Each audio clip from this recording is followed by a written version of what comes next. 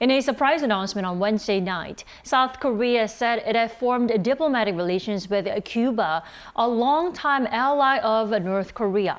Now, the news is not the best news for North Korea, as it will further ostracize the North from world stage. We have our foreign affairs correspondent, Bae Eun-ji, for details. Welcome back, Eun-ji. Thanks for having me. So, Eun-ji, South Korea had long pursued to add Cuba to its diplomatic list, and finally they've made it official. What significance does that carry?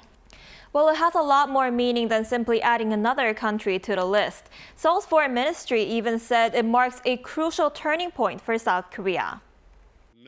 The establishment of diplomatic relations with Cuba, the only country in the Central American and Caribbean region with which we did not have diplomatic ties, is expected to serve as an important turning point in our efforts to strengthen diplomacy in the Latin American region. As we just heard, the communist-run island was the only country in Latin America that did not have diplomatic relations with South Korea. Bilateral exchanges had been cut off after Fidel Castro seized power in a 1959 revolution. For the past 20 years, the South Korean government has worked on improving relations with Cuba. Growing popularity of Korean culture such as K-pop and K-dramas in Cuba in recent years also added momentum, eventually leading to formal diplomatic ties. Among the UN member states, Syria is now left as the only country that does not have diplomatic ties with South Korea. Right, and Cuba and North Korea have come a long way, going back as far as the Cold War. Now, the news must have been a shock for North Korea. Right, Cuba has been and continues to be one of North Korea's closest allies. North Korea established diplomatic ties with Cuba in 1960, and Cuba still has an embassy in Pyongyang. With South Korea and Cuba agreeing to open diplomatic relations, the North is expected to become more isolated on the global stage. In fact, a senior official from the presidential office told reporters on Thursday that North Korea will inevitably face a political and psychological blow as a result of the establishment.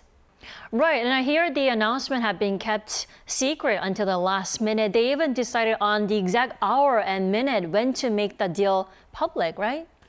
That's right. The Yoon administration appears to have pushed ahead with the process in a low-key manner for the past 2 years, considering Cuba's close relationship with North Korea.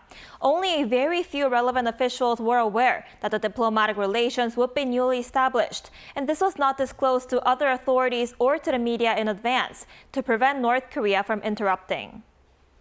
Then what does South Korea hope to achieve from its improved ties with Cuba then? Well, first, the country hopes to expand economic cooperation with Cuba. Seoul's foreign ministry said the new diplomatic ties are expected to help support Korean companies to do business in Cuba. As of 2022, the trade volume between the two countries amounted to approximately $14 million in exports and $7 million in imports. Also, Seoul aims to provide consular assistance to Koreans visiting Cuba, making it easier to obtain visas. Around 14,000 Koreans visited Cuba annually before the pandemic. And there are about 1,000 people descended from Koreans who moved to Mexico in 1921 during Japan's colonial rule, currently living in Cuba.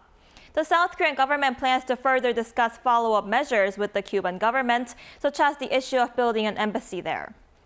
Certainly a lot to look forward to, from economic cooperation to cultural collaboration. That's right.